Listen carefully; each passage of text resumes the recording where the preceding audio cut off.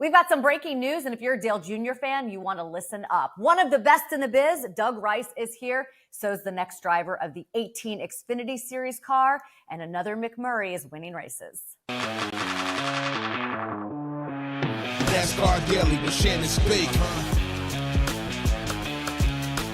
Hey, happy Tuesday, everyone. It is October 22nd, or maybe it's Joey Logano Day, right? 2-2. I'm Shannon Spake. This is NASCAR Daily. We do have some breaking news. We're going to get to that in just a second, but we've got a big show today. A little social speedway, maybe a little truncated because we've got so many great interviews. We've got Doug Rice, longtime play-by-play guy who is retiring. His last race was this past weekend at Las Vegas, so he's going to join us on the show. Plus William Sawalich, the new driver of the number 18 Xfinity Series car next season, making his first start at Homestead. He's going to be here as well. Plus, we've got another McMurray. That would be Carter McMurray, who's winning races, and his Daytona 500 winning dad is right there by his side, taking pictures and posting all on social media. So we'll get you caught up on that as well. But first, we do have some breaking news. This broke just this morning. Dale Jr. posting this on social media. Take a look at this. How good does that car look? Yes, that is the 8. Dale Jr. is going to be back in that race car at Florence Motor Speedway on November 23rd. Oh my God, that car looks really, really good. The 8 is back is what he posted. So we did need to get you guys this information as soon as it came out. I can't wait to see that car on the racetrack. The red number 8, it's going to bring back so many memories, and I'm sure there's going to be a ton of eyeballs on that car when it hits the racetrack. Let's get you caught up on some news coming out of Joe Gibbs Racing. The team announcing that 18-year-old William Sawalich is going to be competing in that 18 car full-time in 2025. There you go, right there. William Sawalich will drive the 18 Joe Gibbs Racing GR Supra full-time in the NASCAR Xfinity Series in 2025. He already has back-to-back ARCA Series championships. He just celebrated his 18th birthday, and he is here with us right now on NASCAR Daily.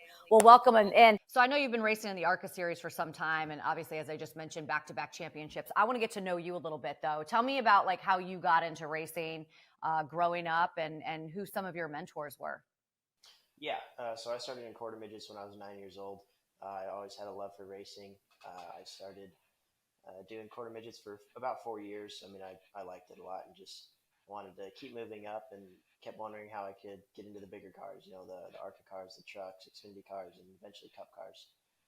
So I started doing legend cars for 2 years, and that was around the COVID years, so 2020, 2021-ish.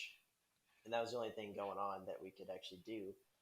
So that was kind of a good thing for me to go out on the weekends and do something and go racing. And then we moved into late models when I was about 14 or 15. Dennis and Brandon Setzer, they helped me kind of learn short track racing. That's who I credit all my racing knowledge to as of right now. So they've done a lot for me, and I'm super thankful for them. That's awesome. Did you have some favorite drivers growing up? Like, are we going to be able to find some pictures of you in like Jeff Gordon jackets, or maybe Jeff is even a little too old, maybe some of the younger guys? There's definitely some pictures of me and Jeff when I was super little. I got to meet him. That was pretty cool. And then after he retired, I was a Chase Elliott fan. So that was cool. And we're family friends with Richard Petty, so I got to meet him a few times. I see a Richard Petty picture behind you. So it's really cool to be able to meet him and talk to him about some of his older racing stories.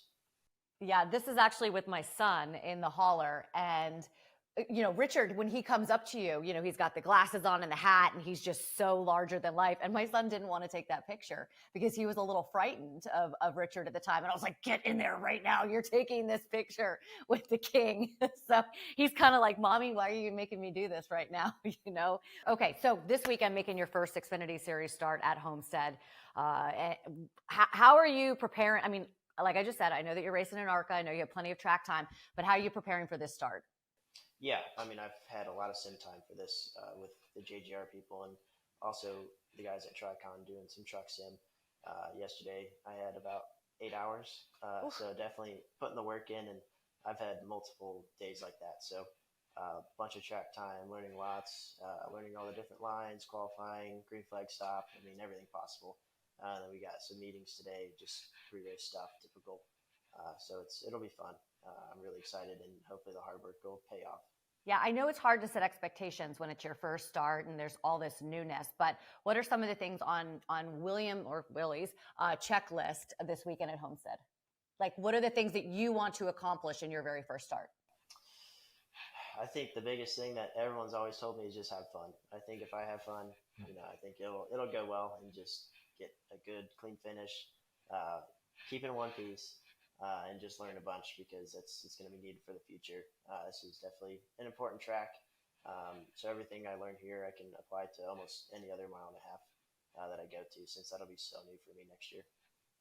Really happy for you, man. As I mentioned before we came in this interview, I've been covering this sport for a long time. The 18 and the 20 Joe Gibbs Racing Xfinity Series cars, they have been the class of the field as long as I've been covering the sport. So I anticipate that there'll be some great things to come for you. Thank you. I appreciate it. Of course. All right, a lot of youth in that Xfinity Series. And that got me thinking something that I saw this weekend. So fun. NBC and NASCAR, they put out these pictures of drivers, current drivers, when they were younger. And take a look at, as we roll through some of these, Chase Elliott, Ryan Blaney, Kyle Larson in a little Jeff Gordon outfit. Of course, Tyler Reddick was racing somewhere. Christopher Bell and Dale Jr. have the same haircut in that picture. William Byron with his dad. I love all these pictures.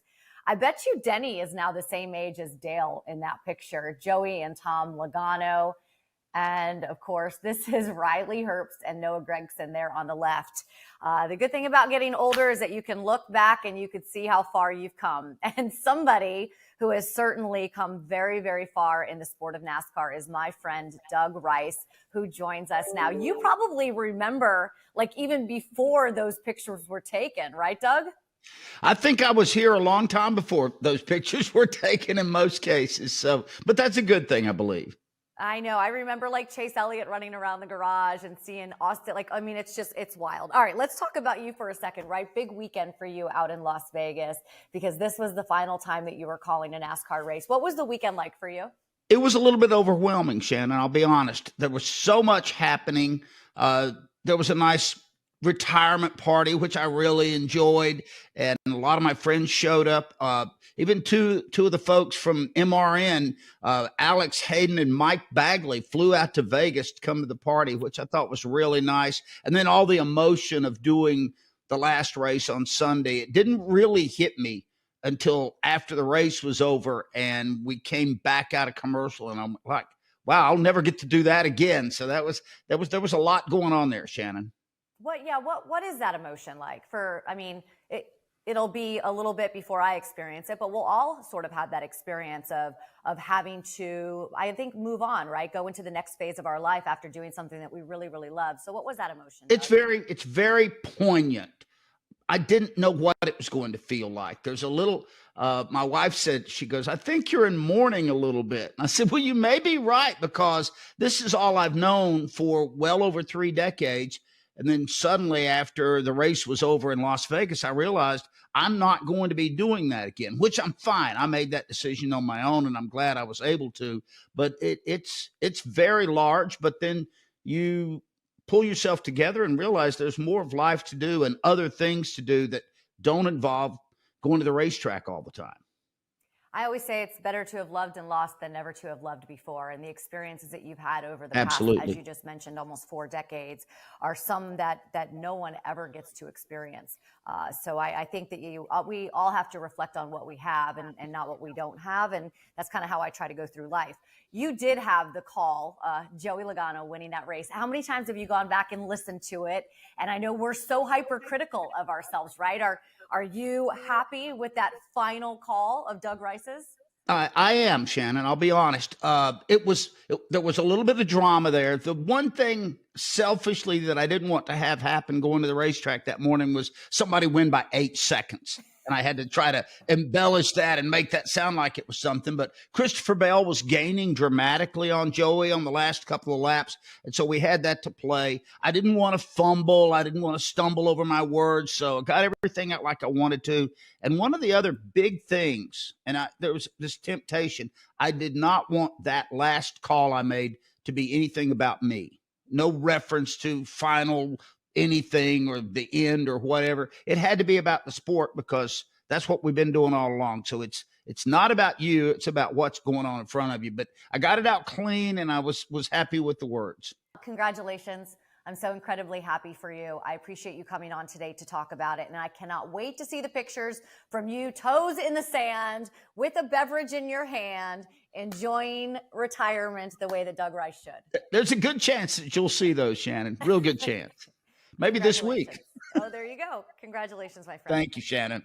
So before we let you go, earlier in the show, we showed you some pictures of racing kids when they were little. We have one more that we want to share. Here it is right here. This is Carter McMurray with his dad, my friend Jamie McMurray right there. Of course, this was a very long time ago.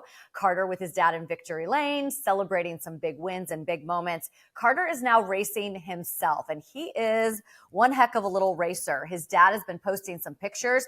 Guess he had a big weekend out at Trackhouse Motorplex. He got the pole in both races and won all 4 finals. So I've had the opportunity to sit with Jamie while he was watching his son race, while we were watching like cup races, covering them for Fox. And that is one proud dad. Really happy for Carter. I know he's going to be kicking butt for a very long time. All right, that's it for our Tuesday. I know Social Speedway was kind of tiny today, but we had so many great guests, and so happy you could be here with us. We'll be back tomorrow on Wednesday as we go in the pits and get you ready for Homestead. NASCAR Daily with Shannon Spake.